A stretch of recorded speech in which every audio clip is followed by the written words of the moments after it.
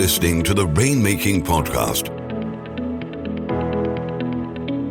hosted by high-stakes headhunter, author, and professional speaker, Scott Love. This is Scott Love, and thanks for joining me on the Rainmaking Podcast.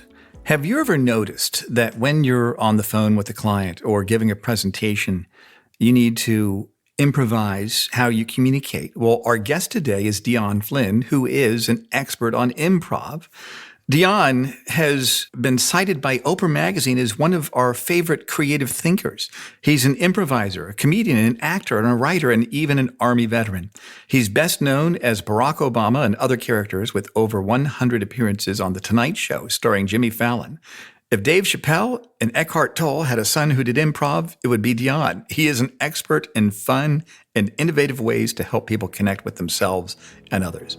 I think you're going to get some great ideas out of our show today. Hey, everyone. Welcome to the Rainmaking Podcast. I've got a special guest today. His name is Dion Flynn, and we're going to talk about the basic tools of improv, or the basics for successful human relations. Dion, thanks for joining the show today. Scott, I'm so glad to be here. Thanks for having me. Yeah, this is great. It's an honor to have you here, to have somebody that's kind of a little bit outside of the normal day-to-day business people that we have. Tell us about your background. What did you do when you started your career? And then kind of tell us a little bit about what you're doing right now, and then we'll kind of dig into the topic. Sure, that's great. Scott, I'm best known for having played Barack Obama for about 50 appearances on The Tonight Show starring Jimmy Fallon. I also have performed lots of other comedic characters and been on lots of different shows, and I've been a comedy writer and a producer of comedic material for a long time.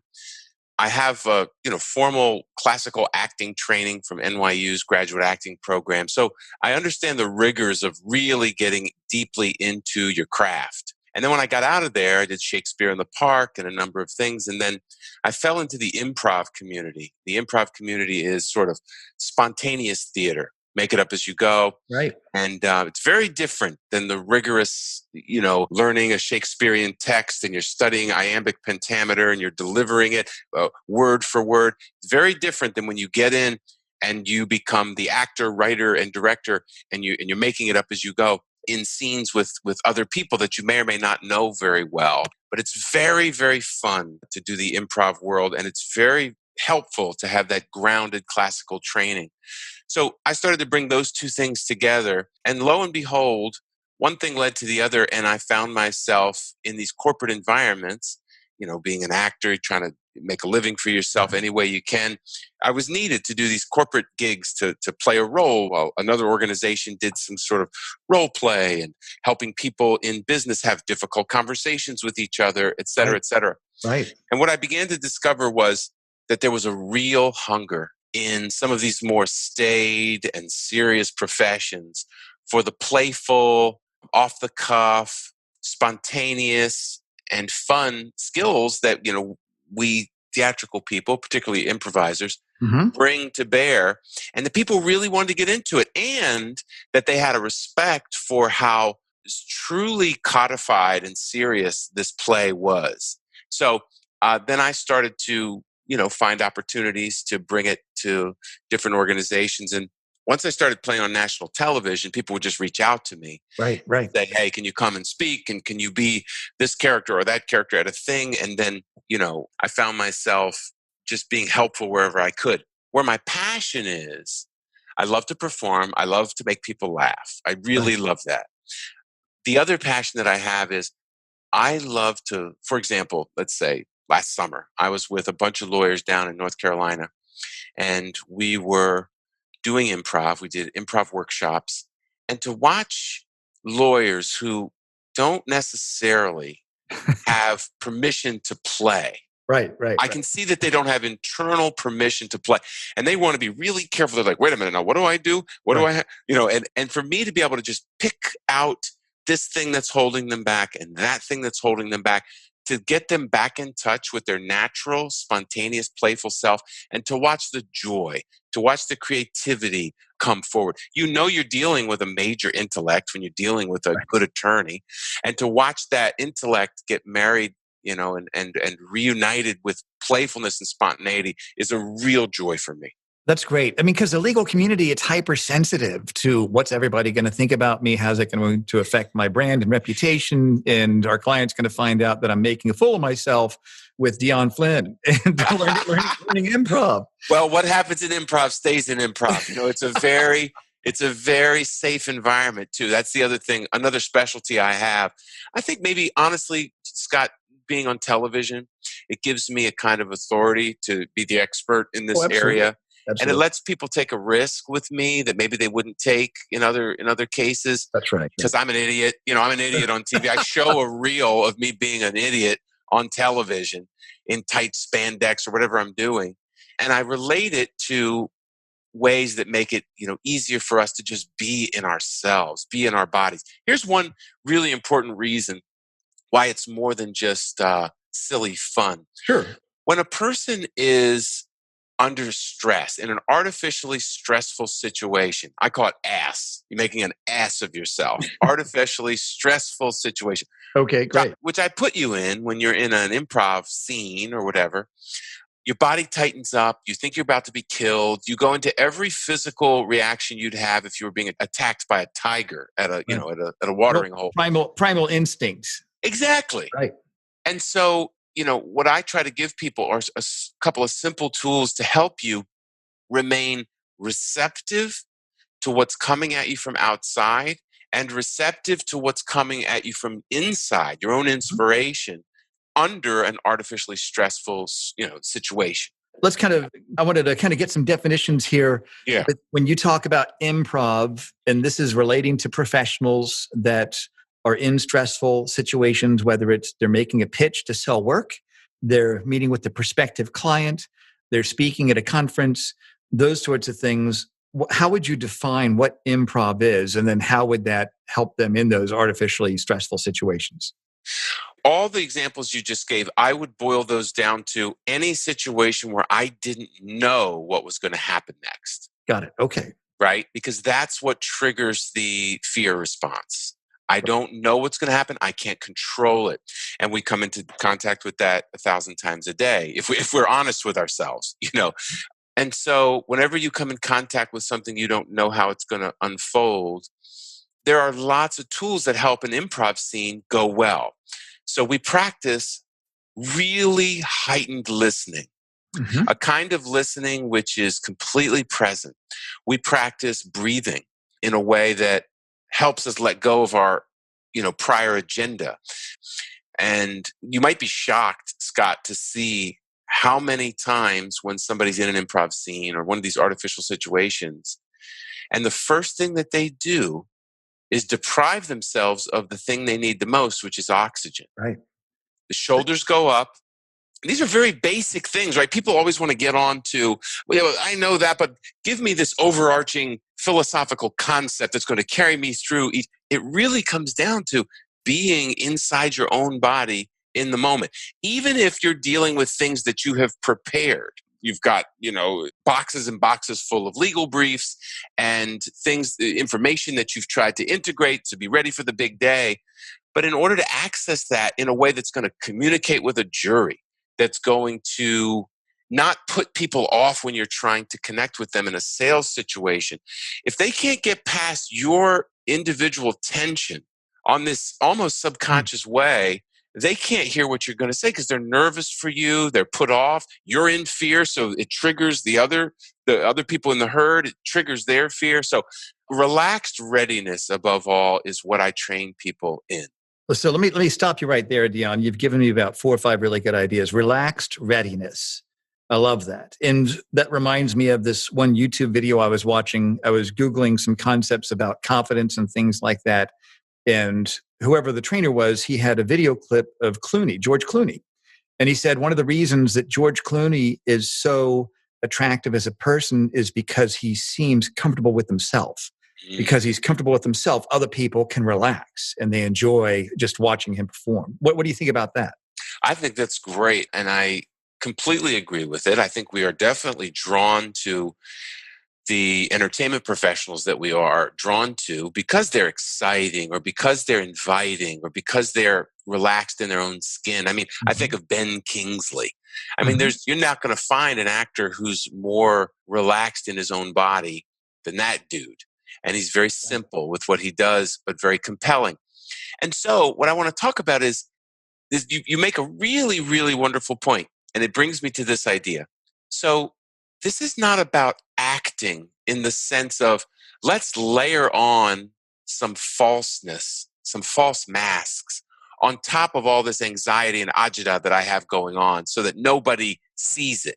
Right. It's not that. It's about coming into contact with myself and all that I'm really afraid of that's churning around in there so that I can be with it.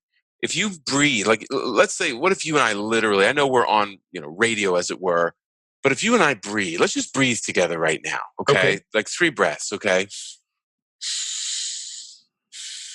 And I'd like to invite the listeners to just do that right now.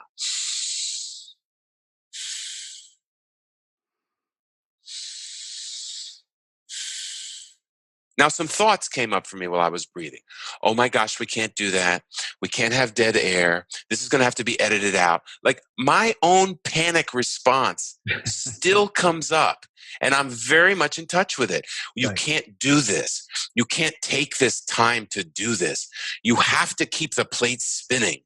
But it's not true. What I've discovered is what many relaxed, professionals have discovered. And that's that I will be much more effective if I allow things to totally collapse. Now, okay. So listen.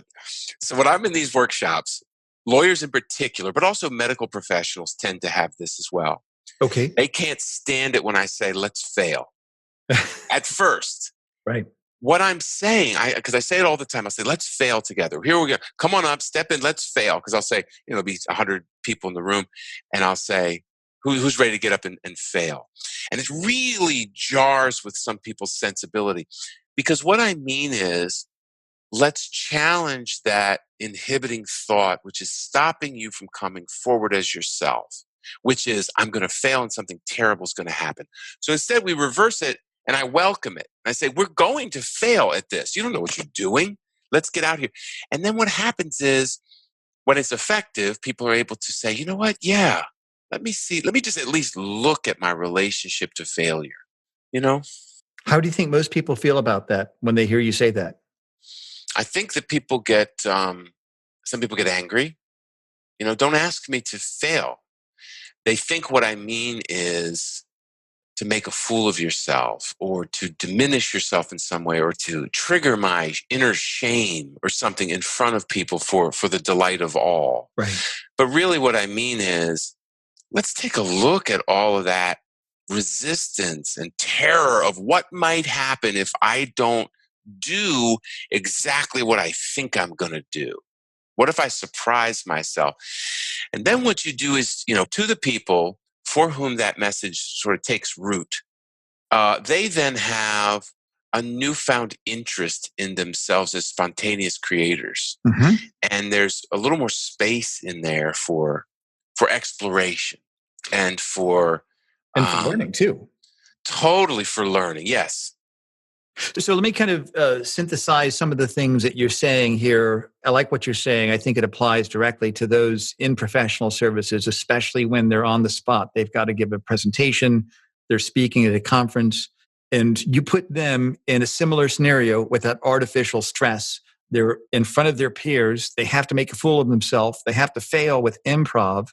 And it's almost like when you strip away any sort of pretense that people have, and you show them for who they are, it's vulnerable. I'm sure that it has to be in a safe spot for them if they're with people that they know, if they're with colleagues and peers. I mean, I know I talk to lawyers all day. I know a lot of them, they're guarded and untrusting people because that's how they're trained to think. And there's nothing wrong with that. But I think that in itself is an inhibitor for them reaching their full potential. And it's interesting to me is that a lot of law firms I work with, they say, oh, we're entrepreneurial, which I know that isn't true because entrepreneurialism, it implies risk. And law firms aren't all about risk. The firms themselves really, I think they really suffocate a lot of the potential of people because of that fear of failure that people have. So let me kind of ask you this in terms of kind of getting some forward motion with this. one thing that you mentioned to me I thought was significant was heightened listening. So when people are on the stage, when you're doing your workshops for law firms and companies and medical organizations, and you've got professionals on the stage that are highly credentialed, they've got to make a fool of themselves. They're going to make a fool of themselves. But what do you think? What do you think are some of the things that they learn from this? And then kind of talk more about heightened listening. I want to go down that path also. But first, what do you think are some of the things that they're learning from these experiences that you have with them? Well, when you were talking earlier, something really popped out, and that is the making a fool of yourself in the workshops never really actually happens. What I end up pointing out and what we end up seeing together is that 98% of that was the fear that it was going to happen. Right. I see. And the fear that it was going to happen prevents people from stepping in and learning a new thing about themselves. So we point this out, we address that it's already there. It is a very fine point, because I say, let's fail. And what I'm saying by let's fail is I'm going to point out here that most of you fear that you're going to fail right now, and that might be inhibiting you. And then come to find out, once we give permission to fail, they are able to step through that little portal and then find that they not only don't fail, but that they excel. And the environments are tremendously supportive. I mean, I give lots of instructions about applause, and, we give artificial feeling applause. It feels artificial in the beginning to applaud because everybody's reticent. Everybody's looking around. Do I buy into this? I don't know if I'm going to do this. But by the end, the applause is so spontaneous and so healing. It's very healing. These are children that I'm dealing with. I'm dealing with the inner playful child in each person. That's who I care about. That's who I know I need to reach. That's who I know can change the ship of an organization or an individual. And you were talking about the larger organization and its fear of taking entrepreneurial risk. And that's not going to change in one improv workshop, okay? However, if you give each individual an opportunity to work out in this gym of taking risk, seeing that they can live through it, seeing not only that they can live through it, but that they can access a really creative, fun, rewarding to the brain. The dopamine begins to flow when you get that applause, or when you discover the line I needed in my scene was right there when I needed it. You gain a faith and a confidence that what you need will be there when you need it. And so it's like I'm a boxing trainer in a way. I'm just in there and I just want to develop people. And then what they do with the advances to their stamina and their courage will be utilized by them.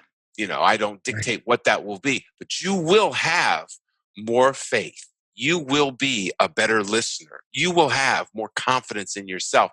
And, who couldn't use those things? I like that. I like the fact that it's almost like this is your boot camp for putting them in situations of stress. And you and I both, having been in active duty in the U.S. military, we know that you have to train for those scenarios, because the way you train is how you're going to behave when you're in not necessarily an artificial stress situation, but a real one where there's physical danger around you. Perfect example. Well, perfect example with one little line. You remember probably from basic training when we had to do a live fire exercise, right, when they're shooting tracer bullets over your head and you're crawling and everything in your body feels like you're under fire, and, you're crawling along and you make it. Anyway, I can't put it this way. In my workshops, we do not fire any bullets. That's good. That's good. So one thing I got from what you said before, which I'm definitely going to remember, is the breathing, because I believe in that. And I've learned that from sports. I've learned that from when I'm in a poker hand, I just sit and I relax and I breathe, and that helps you to relax and you're able to perform and think that way. But you also talked about heightened listening. Give me some suggestions. How can we become heightened in our listening? What do you think things are that people learn in the workshops related to that? Well, one version of the anatomy of careful listening is knowing that you're a bad listener. Most people don't think they have a listening problem or that their listening can be deepened. I guarantee you that it can. It's an art that can be deepened throughout your entire life. Okay. I remember I was in graduate school acting. I had the best and the brightest teachers, and they sat me down for these circle evaluations. You've got 12 teachers sitting around, and it's just you. And one of the things they first said to me was, one of the first observations we have of you is that you don't listen. And I said, excuse me, I'm sorry, I didn't quite catch that. What? I don't listen? I didn't even know, Scott, I didn't even know it was a thing. And I'm in this prestigious graduate acting program, and I didn't want to lose the position. So I went and started to get books and read and learn. Now, this is years before I even went into the improv community and began to train. And you know what? It's a thing. So you trained yourself on how to become a better listener. You actually studied this. I absolutely studied it. And what I want to bring forward to you is that I didn't even know it was a thing. I just thought listening was, I can hear, therefore I'm listening. No, listening has so many levels to it. One of them is the courage to not prepare what I'm going to say next instead of listening to what you are saying now. That involves a big emptiness. There's a big feeling of emptiness, and I won't have what I need unless I prepare my answer. Wow.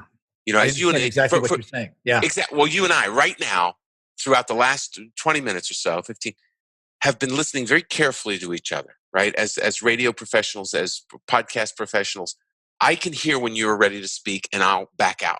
Right. And then you can hear when I'm going, and we duck out, right? And there's very careful listening going on there, which I'll draw the listener's attention to right now. And Scott and I have never met, and yet we're doing that very carefully. There's one layer of that's proof that you can get better at listening because we're doing that. We haven't discussed it, but we're both doing it in a very purposeful way. Second, it's the cultivation of the idea that other people are valuable. When you're smart, you're cursed. I was always in gifted and advanced classes and things like that. And it was a bit of a curse because I began to think that nobody had anything valuable to tell me. And I really didn't trust people. I didn't trust leaders and teachers and anybody. And I would trust reading. I would trust time-honored literatures that were vetted through the generations. But it was an arrogance. It was an arrogance and a myopia that I thought nobody had anything valuable to say. So I want to shatter that for anybody that shares that impediment with this. Even if the other person doesn't have any content that you don't already know, if they get the sense that you are present for what they're saying, the communication that's below the words will improve. Because the person before you feels like you're being responsive to them. Not an act, not, dress for success. I'm talking about a genuine, energetic openness to what this other person is bringing. Trust me, if you want something to go poorly in a business sales situation, be rude and treat the people that are not the decision makers like they're not important. Right. Something you mentioned, which I think needs to be emphasized, was getting ready to say my next thing after Dion finishes, or my prospect finishes. My prospect's talking to me. I've got to be ready with point number 2 and number 3 because I really want to impress them. And I think it's almost as if you remove your own personal agenda from the sales scenario. And this is my own philosophy of having taught. I used to own a training company where I literally taught recruiters all over the world. Over 4,500 recruiting firms bought my content, and I'm not doing that anymore. But by teaching people the business and how to sell, I learned that you've got to remove all self-interest from the conversation. And you have to walk away if you can't deliver value. And that's why my sales training would never be good for timeshare sales presentation, because it's not necessarily creating value, it's closing the sale. But in professional services, the only way you make a sale is by showing the value. And if you remove self-interest from that and you focus squarely on solving that problem of your prospect, then they pick up on that. And one thing I did, the same thing. I remember I had problems with communication, and part of it was the listening part. And what I learned was, to help me become a better listener, I learned how to become a better question asker. And when I got into legal, I'd worked in other niches And I got into legal about 11 years ago, and I didn't know anything about legal. I didn't know anything. So in all of my sales meetings with clients, with big law firm leaders, I found out it was easier for me to sell because I couldn't say anything because I didn't know anything to say. And I learned that through asking intelligent questions, they made a judgment about me based on the questions that I asked. And I was just asking them because I didn't know what to say. And I found that it was almost a paradox that by asking the questions, I earned their trust, the relationship deepened, but I focused on moving the conversation to the emotional context of how that problem affects them on a personal and emotional level. And by asking the questions, I was able to kind of move it into that area, that was their intrinsic motivation, because everybody you sell to has a personal agenda behind it, even if you're selling to a business. So that's kind of what I learned about heightened listening. And I can definitely see how when people are on the stage in your classes, that sensation is at its peak. And then they have to learn. I've got to breathe. People are watching me. I don't want to be made to look like a fool. I'm going to give that up. And as they go through that, I'm sure they realize, well, gosh, I don't look like a fool. I'm actually getting this. And then they start paying attention. Let me ask you this. I want to kind of go into some of the applications of what you do. Tell us about the type of work that you do, Dion. Those people listening, if they're with a law firm, if they're with a professional services firm or a company, and they want to get their people some training, what are some of the things that you're doing with your clients right now, Dion? Well, ever since the coronavirus has descended upon us, things have changed, and I've been online. I've been leading groups online. I lead like a weekly group called the Improviser's Mindset on Wednesdays at 1 p.m. That's a drop-in thing that you can find at my website, dionflynn.com. But what I was doing before and what I think we're going to be returning to probably, I don't know, whenever we get back to meeting in person, is I'll give a keynote. I'll talk about how improvisation actually came into my life and kind of saved it. Mm-hmm. This idea, the basics, the rudiments of improvisation. And then either that day or the next day, we'll all go into workshops with me. Right. And they'll become each other's scene partners, the participants. And we're dealing with the material we're dealing with is made up. So there are theatrical scenes. So it's like you'll see a mother and father scene. You'll see a dentist and a patient scene.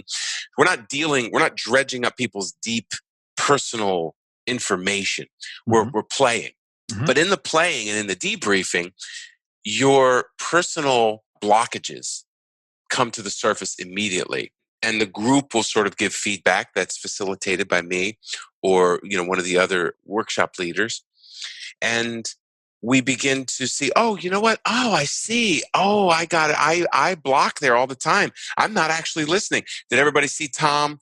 How did you feel? Did you feel Tom's listening was open? No. And then Tom gets to adjust and try again, and Tom has a breakthrough in his ability to connect with a scene partner. And the basic tools of improv are yes and.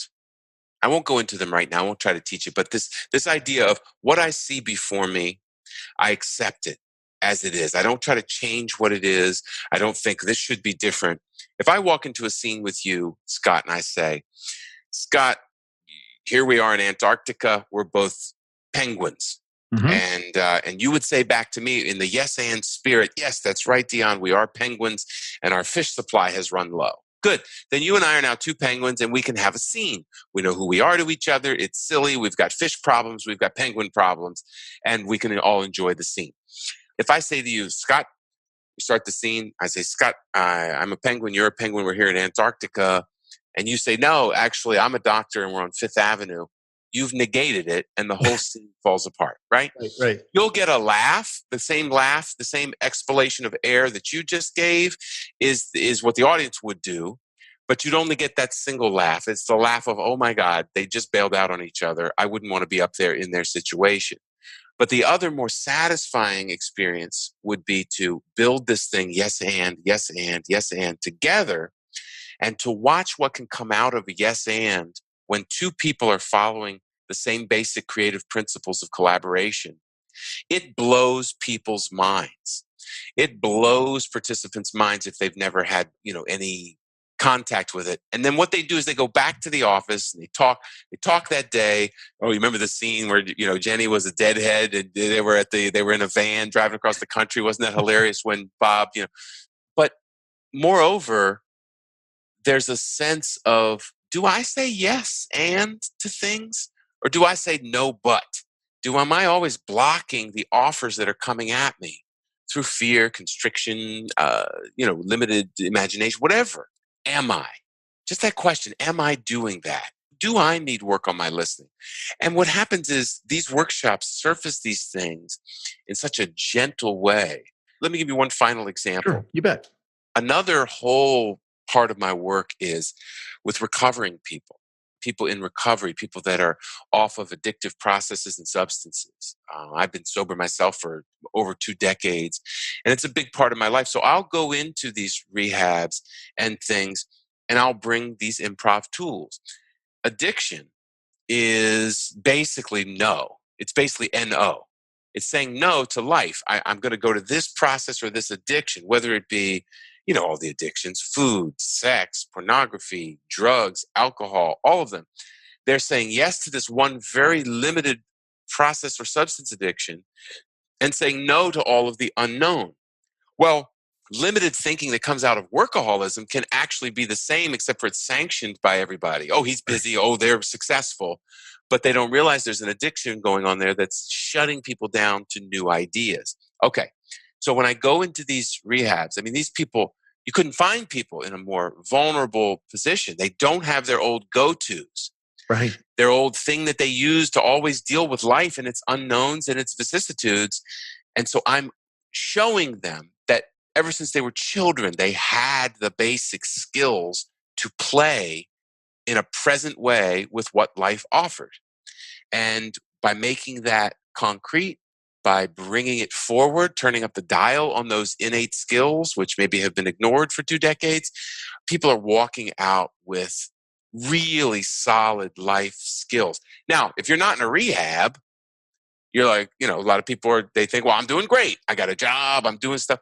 But I would put forward, because I've seen it, that there are people that are functioning very well, making very nice livings, that are hamstrung when it comes to putting down the gadgets, putting down the caffeine or the distractions or whatever the thing is that they go to, and simply turning to their fellow man and saying, what is this I see here before me? Who is this stranger in the next cubicle? It's terrifying. This is insightful. And I think this goes way beyond just selling work and getting client relationships. It's all about developing a richness of life and true fulfillment. Let me kind of summarize this. What are 3 action steps people can take to kind of integrate some of the ideas that you mentioned? And by the way, folks, we're going to put Dion's links to the show notes so you can reach out to him that way. But what are some 3 action steps that you'd give to people to kind of synthesize this and get them started integrating some of the concepts that you've mentioned? Sure, Scott. Just to name 3, how about listening? Notice. Just notice. Am I listening? Does this person listen? Do I feel like this person I'm talking to is listening to me? Right. When I feel listened to, what is it that the other person is doing that is causing me to feel that way? Just begin to do a little self-inquiry around listening, both Okay, great. how others, right? Breathing. Notice your breathing. Most people are trained to breathe quite shallowly, actually. Non-professional breathers, as I would call it. We breathe in the chest, we breathe in the upper cavity, and that's it. That's enough. But notice this. Breathe down into your lower back. Notice that your lower back can actually expand with a nice deep breath in through the nose. Send the air down as if you're breathing with your thighs, is what I like to tell people. That's great. And then explore things, open your mind a little bit. And if anything that I've said, any Googleable term has landed in your mind, give yourself a chance to just explore it without any results in mind. Just go down the rabbit hole, see what it brings you. If breathing jumped out, if improv jumped out at you, let yourself explore, because exploration is different than confirmation. When we're searching to explore, it's open-ended and it's playful and it's fun and expansive. When we're looking to just validate our theory, it's a very different kind of research. So explore rather than seek to validate my own opinions. This is great, Dion. I really appreciate what you've shared today. I think it's significant. I think it's meaningful. I think it's going to help people professionally, but also, and I think more importantly, as you know personally, because what you're talking about is really at the core essence of what we're all about, which is our fulfillment in life and being able to reach that. That's so thank you. Thank you so much for being here. Like I said, we're going to put all of your information on the show notes. I hope that people listening can reach out to you, can at least go to your sites, see what your offerings are. And hopefully people, and I'm sure they would be reaching out to you when the world heals, have you back into their law firms and their corporate retreats, and you can make a difference in front of people. And until then, Don, thank you so much for being here on the show. Thank you so much for having me, Scott. Take care. You too. Thank you for listening to the Rainmaking Podcast. For more information about our recruiting services for international law firms, visit our website at attorneysearchgroup.com. To inquire about having Scott speak at your next convention, conference, sales meeting, or executive retreat, visit therainmakingpodcast.com.